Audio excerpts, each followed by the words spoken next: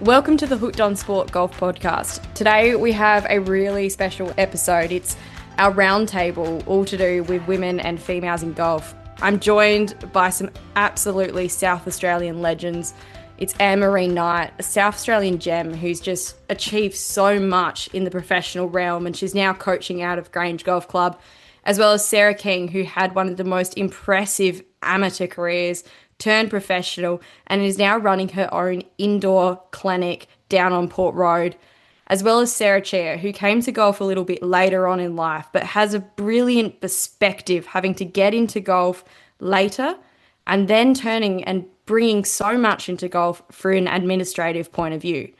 This podcast, it's a passion of mine. I love trying to get females and women and girls into golf. It's for everyone. It's for anyone who is a partner to a female, anyone who has a daughter, anyone who has a cousin that is a female, golf clubs who are trying to encourage women to come into the game of golf, as well as any female who is looking for something else to do. I don't know if you're coming from a netball background, a hockey background, whatever it is, or even if you don't come from a sporting background at all. This is the perfect podcast for you to listen into. These three amazing women have such good insights into what it takes and the things that females might be a bit cautious about coming into golf, whether or not that's the etiquette that comes with it, the fact that it is male dominated, what you have to wear on a golf course. I remember as a kid, I didn't know what to wear. Was it jeans? I didn't even know that. Is it a collared shirt? I didn't even own a collared shirt.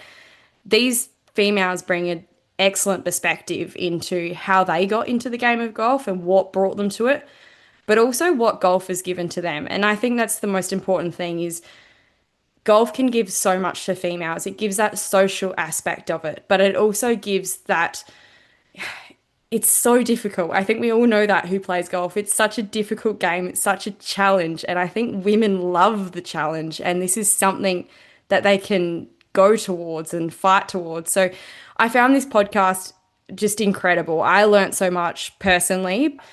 It turned less into a round table and more into a conversation. I can't wait for you all to hear it. I encourage you to listen to it, whether or not that's over a cup of tea, that's a drive to work. This podcast is unbelievable. Anne-Marie, both Sarahs, King and Chia, bring such an excellent perspective, and it was just so much fun. So come along, have a listen and enjoy. I'm here with Sarah Chia, Anne-Marie Knight and Sarah King. Guys, thank you so much for coming on Hooked on Sport and really having a round table about women in golf and how we can encourage them to come and get employed in golf, but also just to get out there and start playing. To start us off, I really wanted to know your experiences and how you all three got into golf. I know for me, it's the first question I'm often asked within the first two holes of playing with someone. They look at me and they go, how did you get into golf? We're a bit of a unicorn, but we're slowly becoming less and less of a unicorn. So I might start off with you, Sarah Chia. How did you get into golf? I know you've had a really interesting intro. Thanks, Sophie, for having me on the show. I guess my introduction to golf probably was kind of two-pronged. So I was interested in it from a pretty young age as a teenager. I liked the idea of playing golf. I played tennis growing up, but no one I knew really played. So I probably had like a couple of lessons a year and never went out on course, and then didn't really embrace it or understand it. And then I came into it a little bit later on in my early 30s when I met my now husband Ben Hook, and he was keen to get me out playing, and I played with a couple of girls at Royal Adelaide where I was already a member, notwithstanding not actually playing golf properly, and got at my first handicap and then just kind of went from there. And how about you, Anne-Marie? I know you played professionally, which is amazing. How about you? How did you get into golf? Well, I came from Renmark, and my love of the game came through playing with my dad. And, you know, in that country back in those days, there wasn't a lot to do. So obviously I played a lot of sport. The golf side of things was easy to access for me. It was quite affordable, and I just loved going out there and playing with my dad. And I think the only setback I really had was that I couldn't become a member until I was 13 years of age. When I did become a member, I think I shot 126 as my first round of golf and got my handicap from that point onwards. And you, Sarah King? Yeah, so parents and grandparents was how I got involved. So I was the young kid that wanted to play absolutely every sport. Similar to Anne-Marie, I grew up in a country town, Mount Gambier, so there wasn't a lot to do, and from a young age it was all about sport for me, and really tried to avoid golf as much as possible. My parents would go out quite often, daylight savings time most evenings, and would do everything to try and get out of it. And then one day Dad said, why don't you just have a hit? And it was literally that one shot that got me hooked on the game, and since then has been a huge part of my life. And we're obviously, you're all stuck in the game of golf. So Anne-Marie, can you just describe your love for the game? Why do you keep going out? Why do you want to teach people how to play golf? Well, never in my wildest dreams did I ever think golf would give me this opportunity. And there was a decision that I made when I was 25 that at that time I wasn't going to continue on with my golf, but I had some great role models in the Riverland that encouraged me to take that next step and turn professional. That decision was critical because I never would have thought that I would have achieved what I have achieved in golf, and to be seen as a great role model in golf for women. Yeah, it's quite a proud achievement, and I love to be able to impart some of the experiences that I've learnt, in my 40 years being involved with the game.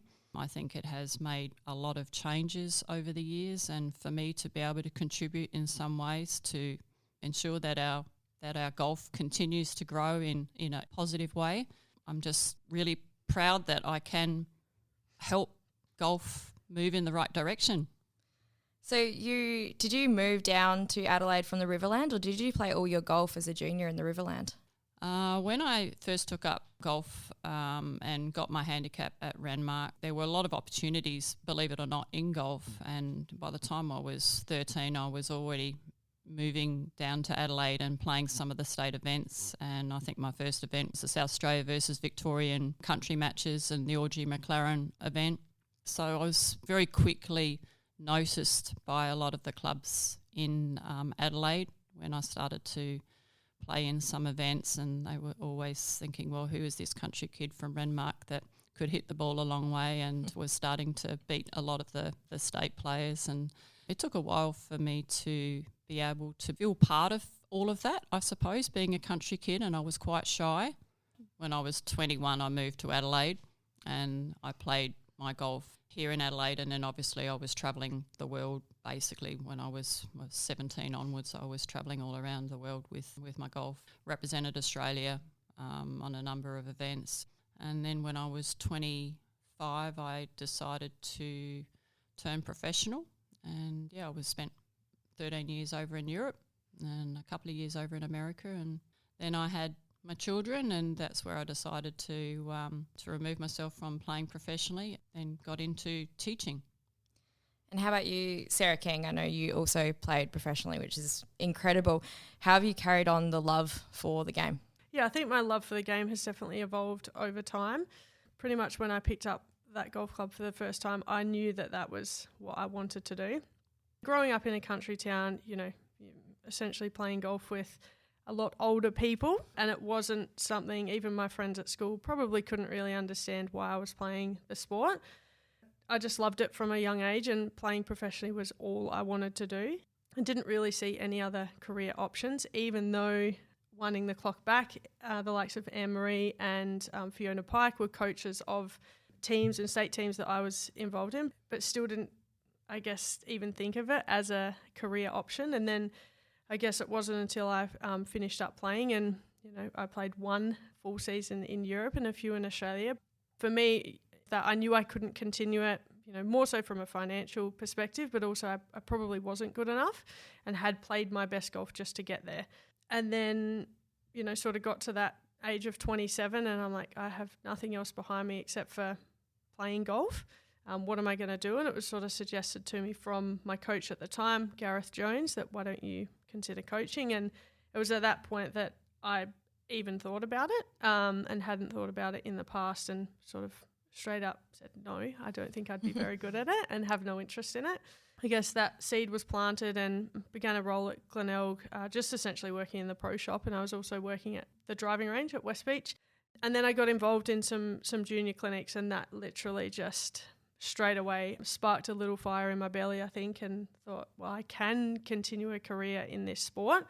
And now, I think it was probably one of the best decisions I've made in terms of getting involved in coaching, and now love the game in a completely different way in terms of helping others find enjoyment in the sport. I guess for me, my love for the game of golf comes from, I think golf, we're really lucky to be involved in golf. Like, it truly is a unique sport insofar as anyone can play with anyone, and there is no other sport, certainly that I can think of, that allows you that. I guess that in a way really drives my love for golf, because you can see communities, families come together over that game.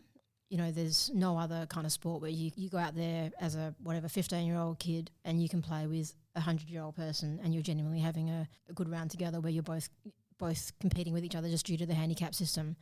It just leads to all these different communications and connections that you don't otherwise get in other sports, and also probably in society. That's where my love of golf really comes from. I feel quite privileged to have been given the opportunities that I've had in the game, more so from an administration point of view than from a playing point of view. Like, I love playing the game. Yeah, I just feel that that's where my love comes from. I just love how this sport can bring people together.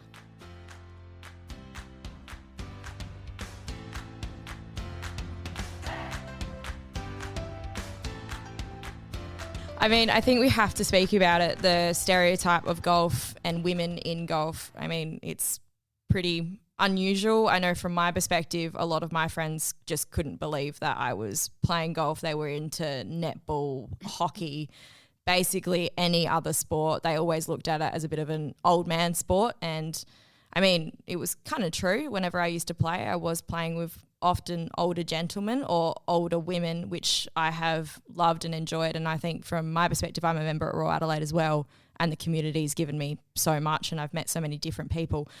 But how do you think golf is generally starting to welcome girls and women into the game? Sarah King, I'll start with you. Yeah, I think if I think back to when I started, and especially playing in a country town, you know, we've essentially had two groups of ladies that had particular times that they could only play at on a Saturday. The game has changed so much, the opportunities, if you not even just think about golf but other sports such as cricket and football, now with the opportunities, I would have absolutely loved to have the opportunity to play AFL when I was a kid. So I think it's, you know, across all sports now, and I think that helps golf as well. I think COVID has played a massive role as well. I think we're seeing a lot of younger people pick up golf clubs and understand that it doesn't have to be the traditional playing 18 holes on the golf course, that it can involve many different forms of the game of playing golf, whether it be mini golf, indoor golf, driving range, par 3, and being able to involve the whole family in it as well. And I think, the age is getting younger and younger of people getting involved in the game, which is fantastic, and women as well. And obviously, as a mum, as three of us sitting here are, it's, you know, to be able to take out 5 or 6 hours on a weekend to play golf, it's certainly a difficult thing. And for me, it's not achievable at this point in where I am in my life, to be able to go to the driving range, or to be able to just on the weekend. My parents have just moved to Port Hughes. I took my son up there. My parents are mad golfers still, have a golf cart. I took my son in the golf cart. He had a golf club. 4 of us whipped around 9 holes in an hour and 10 minutes or something, and my son ran around, hit some shots, hit some putts, hit my ball a few times. And it's just, how great is this? And to have that opportunity now and to see that as quite normal is quite cool. Whereas I remember when I was that 11, 12-year-old at the Mount Gambier Golf Club, I mean, everyone embraced it amazingly, but it was still that odd thing that, you know, who is that out there on the range hitting golf balls or on the golf course? Have you noticed that with the indoor facility that you've set up in the past 2 years, that you're seeing more women just coming down and, you know, it's just an hour to play a round of golf? And I think that's becoming more normalised as well. Is that still golf? It's not necessarily, like you said, that 18 holes, 4 hours. It doesn't have to be that. Absolutely, yep. Just on the weekend, I was giving a lesson on Saturday, and I was in the middle bay. We've got 3 bays. On the 2 other bays was a member in each of them, and they'd brought their partner along. And these guys were in their late 20s, and they were having a hit of golf as well, their partners. So, you know, it's becoming a more, I guess, a more fun, known sport to be able to play. So, yeah, just that quicker form of the game is something that I think is hugely important to get more people involved. How about yourself, Anne-Marie? Well, I remember when I was younger, I just grew up playing with the boys. I was the only girl at the club, and I just kind of got used to that, and I just took that attitude, well, I'm just going to go out there and join them and try and hit as far as they did. And I kind of got used to it when I was in the country, and it's just so enlightening now to see the young girls that are involved with the game, obviously through our AGF Girls Scholarship Program and just some of the Get Into Golf programs introducing women into the game. It's and that's where golf has just made great inroads into developing those programs. And like Sarah was saying, I think since COVID, we've brought in a completely different demographic and introduced new people into the game. And I think it took a while for golf to adjust to that influx of new golfers. Golf has been rewarded with that influx because it's now filtering into not only our programs but into golf venues, and it's made golf popular again and everybody's talking about golf. And I feel that there's a lot more different versions of the game now. It's not just about that traditional 18 holes that, there are a lot of par 3 shortened versions of the game. There are those 1 hour situations in a studio where they can just go out there and hit golf balls, making golf a lot more attractive for women to play, and having that social connection after your introductory programs is really vital for women to continue in the game. So, yes, I feel that there's a lot of great initiatives that Golf Australia have brought in to the clubs to educate and to provide those opportunities. Do you think, coming from Grange or just being recently employed by Grange, do you think Live Golf is also having a bit of an impact for women? I noticed around that tournament there was a lot of women coming out for the first time, and I know it's not your traditional form of golf. At least it was them actually seeing golfers and seeing what a golf course is all about.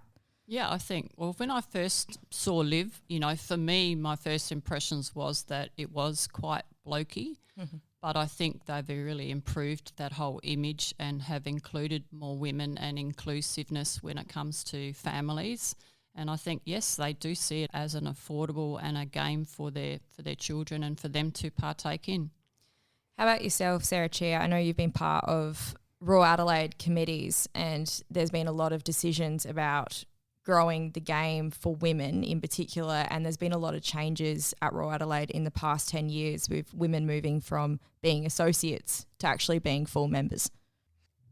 When I first started as a member at Royal Adelaide, we were associates. So back then, I think kind of alluding to Sarah King's experiences, I think full-time working women were allowed tea times about 1 hour on a Saturday mid-morning where you could hit off. So that's obviously pretty limiting because you're teeing off mid-morning. You've got a relatively slow round of golf ahead of you, which for any full-time worker is not that appealing. And certainly now, we've got all our membership categories, they're not gender-based at all. So Category 1 women can play whenever they want in the same way as Category 1 men. For Royal Adelaide, I mean, we certainly focus a lot on trying to increase women in all levels of the club. So we've got, Anne-Marie talked about the Get Into Golf program. For us, we've got a program called Let's Go Clubbing, and that's a 6-session clinic, which then rolls into what we call our Fairways program, which is effectively on-course mentoring for 6 months, and then most people roll into a second 6-month program and then hopefully go on to membership. So I think one thing that we've recognised, and certainly we're not unique in this at all, because I think Golf Australia has been quite good at giving clubs the understanding that women learn golf or come into golf in a very different way to men. So men, I guess, a lot of the time as boys, they've been exposed to a lot more different sports. So they'll come out and they'll have a hit and they're not really worried about, if they play on an Ambrose day, they don't really care if they embarrass themselves. Whereas I think for women, a lot of the times you're like, well, unless I can actually play, I'm not just going to come out and swing a club and hope for the best. Like you feel like you want to get it you want to acquire a certain level of skill before you're prepared to go out and have people potentially seeing what you're doing. And I think that probably goes across most, not just sports, but just life in general. I think women just probably look at it slightly differently to men. So I think that's been an important thing that I think Golf Australia and the GMA and those organisations have been quite good at making sure clubs recognise as well. And I think also more broadly, certainly over the last few years since Golf Australia and the PGA and other golf associations released the strategy for Australian golf, I think there's been a greater recognition that golf is not just 18 holes grain grass golf. And I think Anne-Marie and Sarah would see this as much as I would, and probably more. But golf encompasses so many more facets of the game, which I think then encourages women to get involved, because they can see that if I'm going out playing putt-putt with my kid, or if I am going to Adelaide Golf Studio and playing for an hour, whatever it is, or if I'm playing 6 holes of golf every week and I'm not playing 18 holes of golf, I'm still a golfer. Like, it doesn't mean that just because I'm not playing 18 holes in a competition every week or twice a week that I'm not a golfer. I'm just as much a golfer as someone who's playing a few times a week on an 18-hole course. And I think that's been a really important recognition from a more national and probably a more global perspective, to be fair, because it's those alternative forms of the game that we can see from participation reports and stuff. That's where women really engage, especially as an initial step into golf. They don't walk out onto the course or into membership at a more traditional golf club. I think that's not usually people's first step into golf.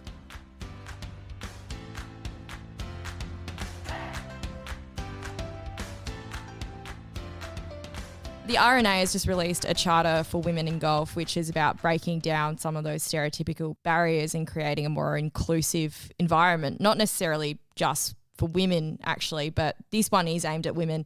Golf Australia have recently joined on. As a former member of the Golf Australia board, can you just explain this charter and why do you think it is important that Golf Australia has signed on?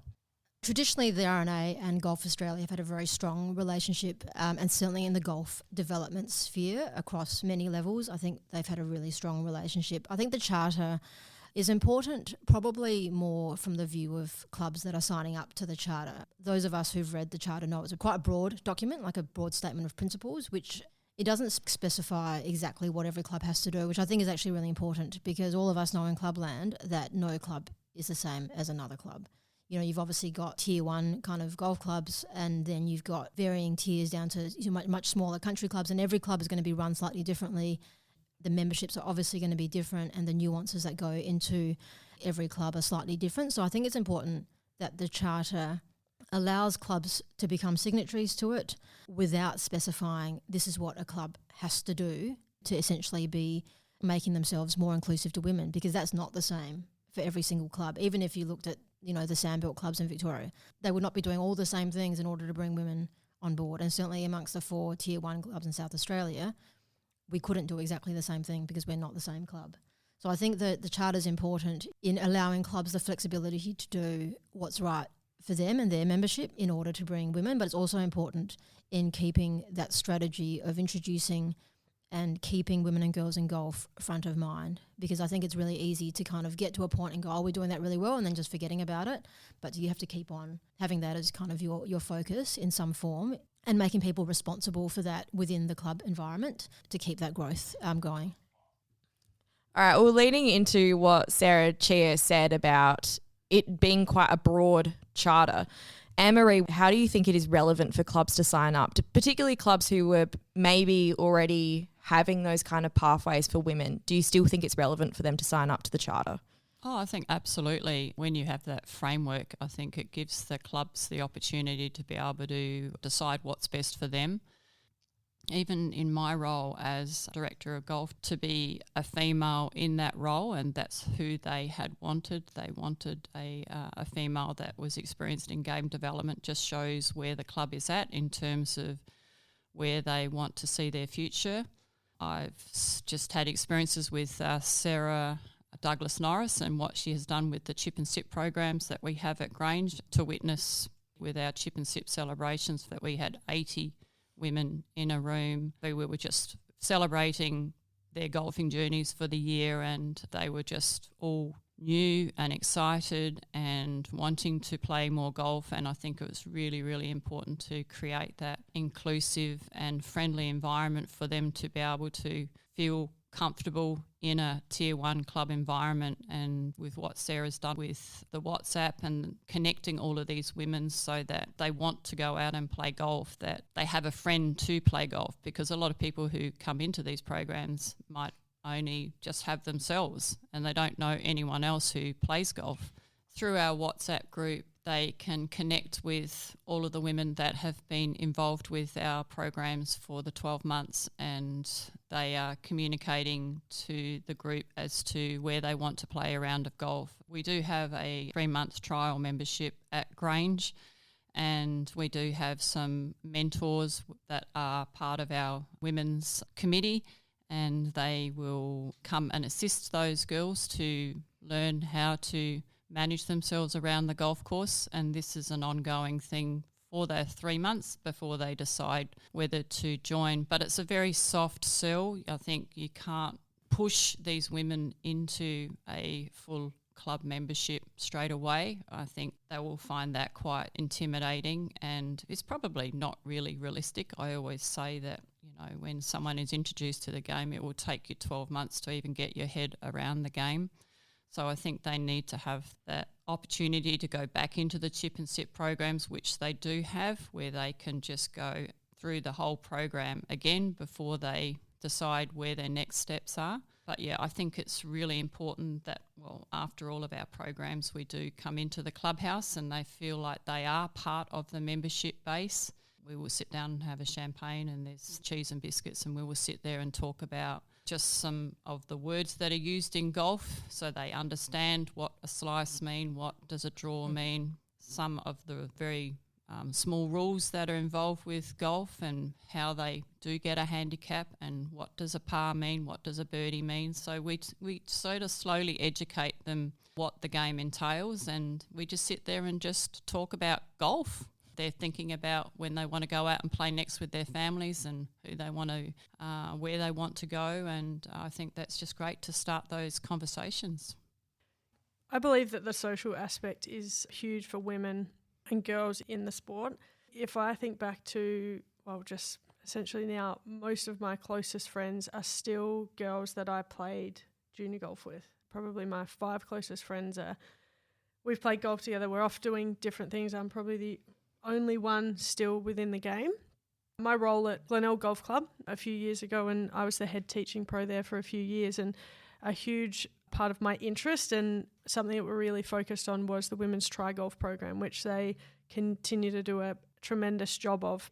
A lot of the women that would come into that program would have entered just on their own. It might be a wife of someone that's a member at the golf club or something like that. So to be able to buddy them up with someone and create those social relationships, you know, I look back to a few of the women that would be involved in that program, and you know, you see them then go on to 3-4 years later having a group of 3 or 4 really good friends that they're doing things with outside of playing golf. I think that's a huge thing that we have to focus on as well, that social aspect, because playing golf is daunting. It is an extremely daunting thing for anyone to do, I think, but especially for women, necessarily hit the ball as far. So, you know, it seemingly takes a little bit longer as well to play holes. So I think these tri-golf programs and introductory programs are huge to get women involved, but to continue that and nurturing them to be able to join golf clubs eventually if that's what they want to do.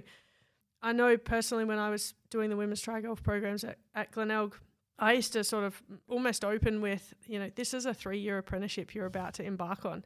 It takes that long to be able to, as Anne-Marie was saying, you know, pick up on all the lingo, all the terms, all the etiquette and that sort of thing. For a lot of people, it doesn't have to be that in-depth. It can be, you know, driving range. It can be involving family. It's also something that everyone can do. Yeah, I mean, everyone can do, right? And I think women being involved in those programs are getting younger and younger. I think it's really important to focus on that social aspect. I might also add there, Sarah, and you would appreciate that, having been involved with so many of your teachings with women, I think there's also a different approach to teaching them as well. I find that the less technical I am with coaching these groups of women, that they do appreciate that level of simplicity and, you know, making it a little bit more game-based and interactive, where they would join as groups, being involved with the games.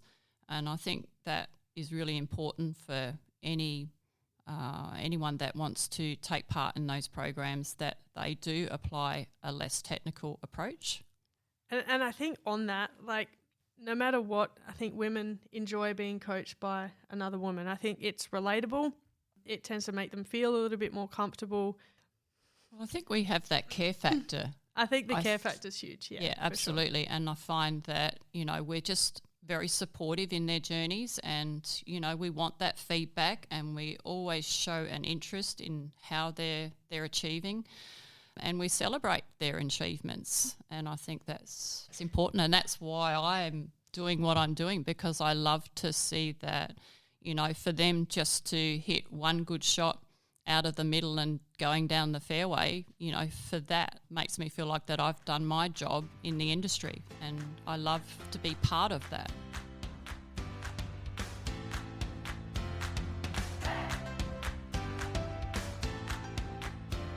Sarah King, touching on that, you were actually my state coach back in 2019. You had a huge impact on my golfing journey, and I wasn't even necessarily, you weren't my individual coach at that time. I think it's really important I wasn't a junior, but a younger girl, you spoke to us about women's health and how that can impact the game. And it's not a conversation that I found a male coach is necessarily comfortable in talking about.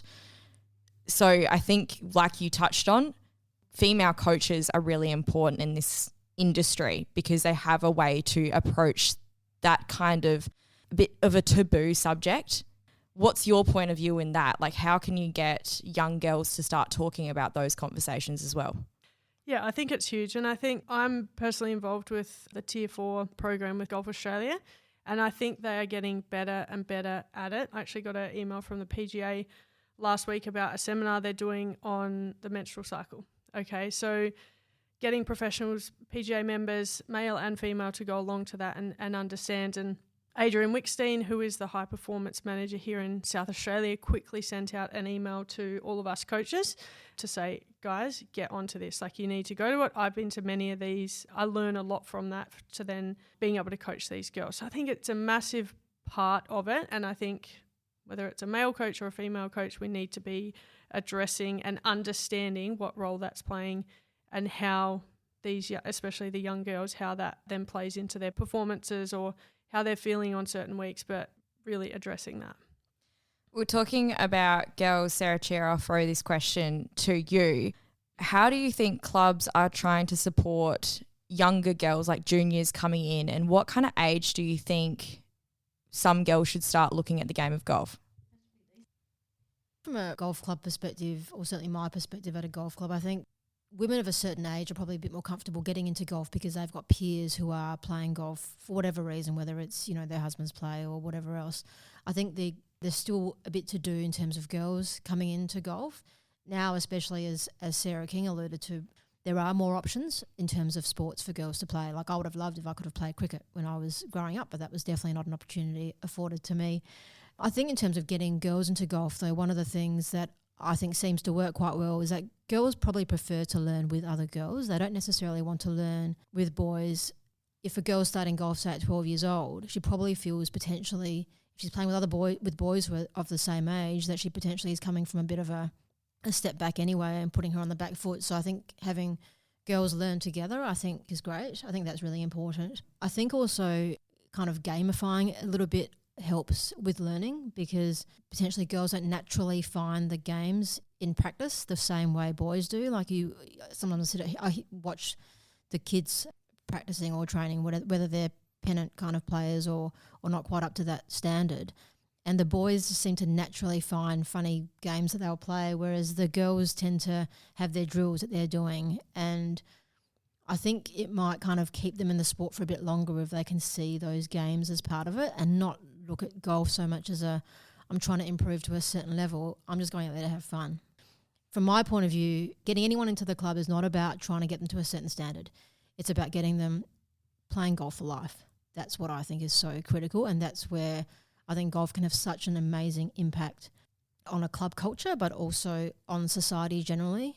Anne-Marie and Sarah, we all have seen the studies of golf helping you psychologically, obviously physically, prolonging your life and all those kinds of things, and having those social connections you don't otherwise have. And that's where I think getting girls involved at a young age, if you can keep them in golf for the rest of their lives, at whatever capacity that is, I think that's critically important. Anne-Marie, what do you think golf clubs at the moment should be doing to get young girls into golf? We do have those programs that GA does offer, and the Australian Golf Foundation Girls Golf Scholarship Program is certainly an initiative that any club can take part in. It does specifically work on introducing girls anywhere from 5 up through to 16 years of age to take part in that program, and that involves a golf club paying for their membership as well as the sponsorship providing for up to 24 golf lessons. But I think the important thing is to make sure that these girls all do stick together. They love just playing with their own gender. I think what Sarah Chia touched on was more about, it's not so much about their achievements in golf, it's about the life skills that they take out of golf. And there's just so much that as PGA professionals, we can teach them those skills, and, you know, it teaches them resilience, it teaches them discipline, it teaches them respect, and that is just so much more important than the game itself, really.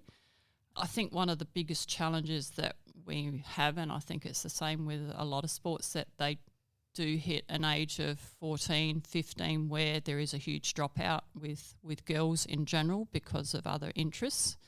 And I think starting that program when the girls are young, hopefully they've solidified their friendships and that it will be trendy for them to keep playing that golf, and they've got the friends there to support each other to sort of oversee that challenge when they hit that age, and that they'll continue to play the game for life. One of the biggest challenges as well I see is with, and you know, you talk about it with girls or boys, getting them from a driving range or a clinic coaching situation, getting them on the golf course more. I think that at the end of the day, as a kid, I think playing the game of golf is something that needs to be focused on, as well as, you know, you don't necessarily go and just have tennis lessons and never play a game of tennis. It then flows on to maybe a weekend game of tennis. So I think golf clubs have a little bit of a responsibility of being able to give these kids more access to the golf course. And I understand that it is a difficult thing. You see the amount of juniors, the My Golf program continuing to grow and grow and grow. And, you know, you get them to a certain stage where they need to be getting on the golf course more. And Sarah Chia said before that, you know, the boys tend to be quite good at playing games and gamifying the sport, whereas the girls tend to want to get in there and do their drills and that sort of thing. But I think playing the game is a huge part, and something that we really need to give them opportunities to be able to get out and play the sport of golf. Do you have any ideas of what that looks like for clubs, how they could encourage the girls to get out on the golf course more? Well, I think a lot of clubs are already doing it within their junior programs for sure. And like I said, it probably is a difficult thing when there are so many more golfers playing. And I think members just in general are playing golf more often with working from home jobs and that sort of thing. It's allowing them to have a little bit more flexibility with playing the game. So I think just continuing to have a focus not only on, you know, women's golf, but then also junior golf. And because at the end of the day, that's who's going to be playing the game in 20, 30 years' time. I think introducing them at a young age, and, you know, it's okay if they drop off when they're 15 or 16, because it's something that they can easily come back to later in life, whether it's a girl or a boy. You know, continuous conversations with parents about my son or daughter may be interested in turning pro, and, you know, it's that conversation that it's okay if that isn't where they want to go. It's a sport, and it's something that is going to, you know, there's all those different life skills that they can learn from playing the game, and it's okay if they drop off, because later on in life when they get to their mid-20s or 30s, it's something that they can come back to, and they've already got those core foundational skills to be able to continue on with the game of golf.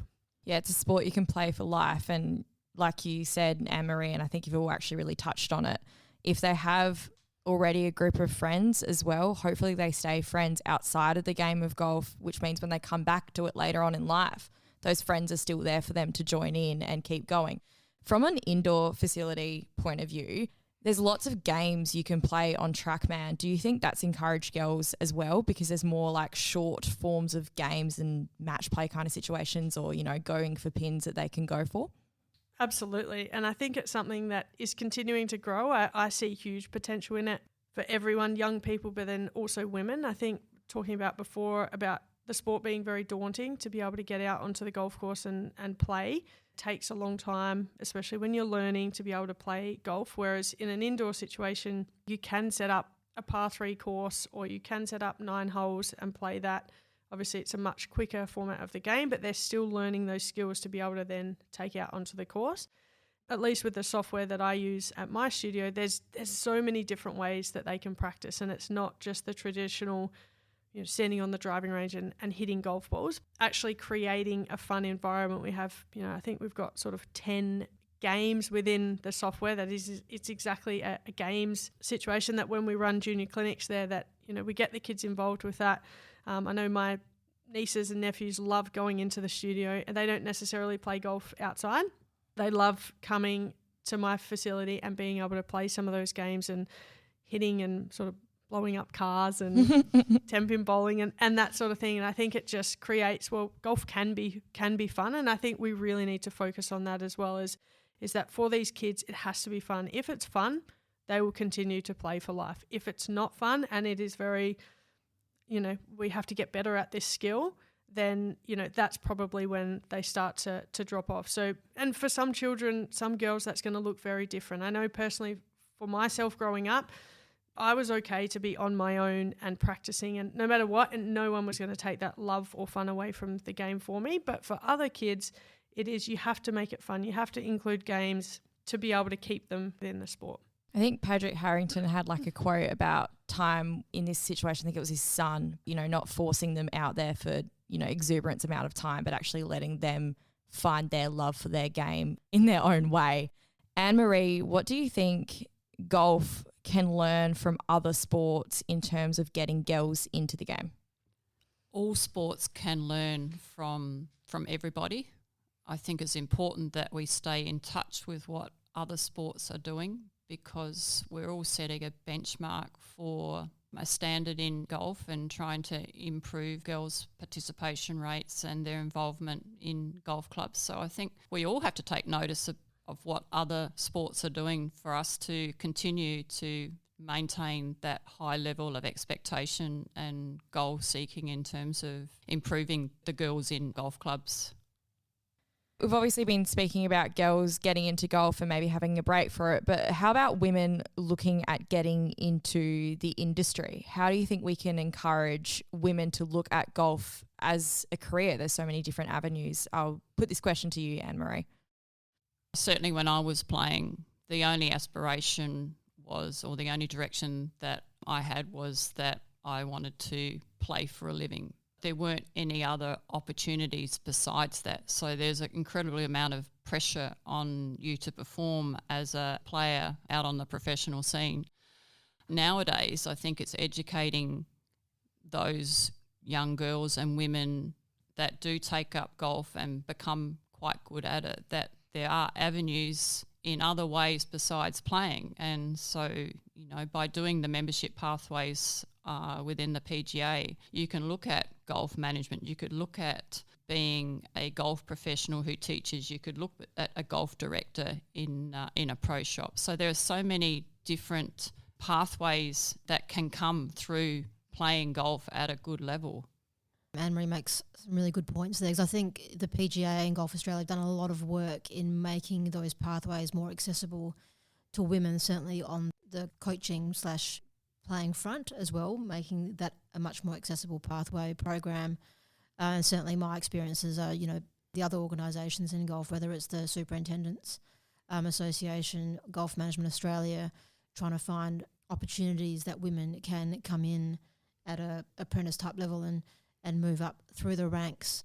Certainly we've had girls come through the apprentice program in our green staff here at Royal Adelaide as well, and I'm sure that'd be the same at the Grange and Glenelg and a lot of other clubs around. So I think that's really important in kind of seeing women and girls through all different levels of the game.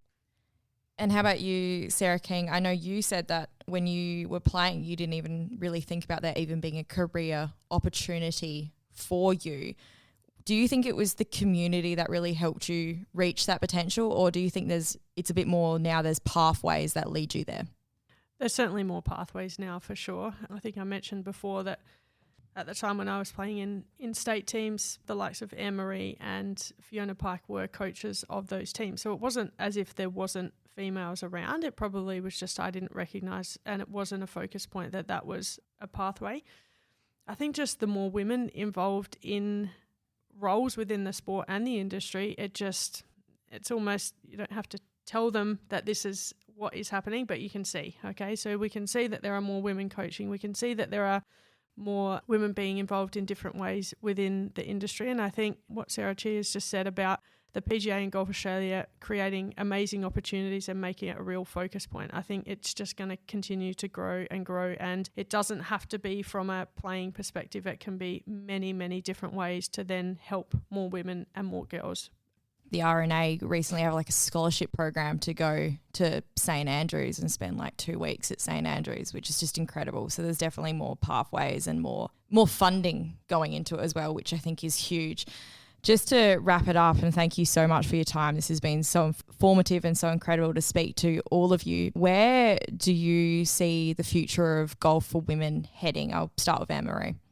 We still have a way to go. When you think the Charter was wanting by 2025 that we wanted 20% of women to be involved in a club, whether that would be through participation, through committees, standing on boards, any of those sorts of roles. 20% to me still sounds like a pretty low number when you compare the other 80% is men. So I still feel that we can achieve more in the industry. And I think, now that we're getting more females that are on boards, that are teaching, that are working in the industry, I think that can only continue to improve. And I think we need to keep resetting our goals and looking at trying to improve the industry further. I would say continuing to lean into golf doesn't have to be 18 holes, and you don't have to be a member of a golf course to be involved within the game. I think that side of things needs to be something that's leaned into and really focused on to get more and more women involved. I think, it's going to take a lot of work. It's continuing to nurture. It's understanding that golf is different for everyone, understanding that we can have these different pathways, and eventually these women may or may not be members of golf clubs. Surely, having more women involved is a better thing. I agree with both Sarah and Anne-Marie on the points they've made. On that, I also think it's important for us to recognise that there comes kind of a tipping point where, you get to a certain amount of growth and then it just kind of keeps on kind of compounding and escalating. I don't think we're probably not quite there yet, but I think as we move towards that, and if we keep focusing our efforts collectively as an industry on that, then I think it kind of becomes a bit of a self-fulfilling prophecy. I also think what's important to recognise, I think we've mentioned already COVID and the impact it's had on the game, and I think it's important that we all make the most of that positive impact it's had on golf. But it's had that positive impact on men and boys playing golf as well as women and girls. So therefore, looking at pure percentages can become a bit misleading, or doesn't really necessarily show how much more women and girls are involved as a comparison, because when you're comparing it against the boys and men, they are probably increasing at the same rate, or not even maybe the same rate, but then it looks like it's greater because of the numbers. So sometimes the percentages I feel can be a bit misleading and not show how much more women and girls are being involved in the game. And you kind of just almost, I feel, hear about it anecdotally. Obviously, like everyone, I'm getting older, but certainly I feel more people my age group are talking about it, whereas when I was first really playing golf 10, 12 years ago, no one in my age group was really playing that I knew anyway. So I just feel that anecdotally, there feels like there's more people getting involved in the game, whether it's playing or teaching or whatever else, or doing apprenticeships as greenkeeper. I feel we're on the right path, but as both of you have already alluded to, there's still a way to go and we've got to keep focusing on it. Finally, to wrap it up, I know golf for me has had a huge impact on my life. I mean, it got me on a podcast, which I never saw me doing. So everyone has to listen to me every week. I apologise in advance. It was also interesting. I went on a golf trip recently with a girlfriend who's just getting into it and starting her journey, and I loved every second of it. She had a couple of fishes. For our listeners who don't know what that is, it's an air ball. It was really interesting, and I can just see what golf is about to bring her and where it's about to take her. So I just wanted to ask you guys really quickly, what has golf meant to you in your life and how has it impacted it? I'll start with you, Sarah Chia. Golf's had obviously a pretty huge impact on my life, way more than I ever would have thought when I first took it up. It goes without saying that I've made so many friends through golf. So that's obviously a massive thing. It's something that certainly before having a child, my husband and I would do together quite often. That's something obviously we hope we can go back to once our daughter's a bit older. And it's given me just, I've had the chance to meet people around the world and just form amazing relationships and hear so many different stories of people's different journeys in golf, and they are all different. So yeah, it's immensely rewarding for me to have been involved in this game, and certainly I feel very privileged and humbled to have been given the chances that I've been given in the game. Yeah, I think for myself, aside from my family, it probably is my life really from a young age. I mean, it's assisted me in being able to travel the world, which I probably wouldn't have had those opportunities if I wasn't playing golf. I've made some incredible lifelong friends from it. And yeah, I think now being able to help others find that passion for the game as well, I think it's a huge part of my life, and I want to continue spreading the joy of the game for as long as I can. Both Sarah Chia and Sarah King have mentioned the memories and the experiences that they've had, and yeah, I have amazing friendships and I've done amazing things through my 40 years of being involved with golf, and I don't know whether another sport could have given me those opportunities, and I just feel so privileged to have had those opportunities and to be able to then go back into the game and impart your knowledge onto new players into the game is just a privilege, and I just feel honoured that I can take that role. Well, I want to thank all three of you for coming on Hooked on Sport and speaking to us today. It's been incredible, but I also wanted to thank you all three for what you are doing for women in golf. I'm sure you're not thanked enough. You're really blazing a pathway for everyone in South Australia, but also across the country. Thank you so much for your time, and thank you for everything that you continue to do.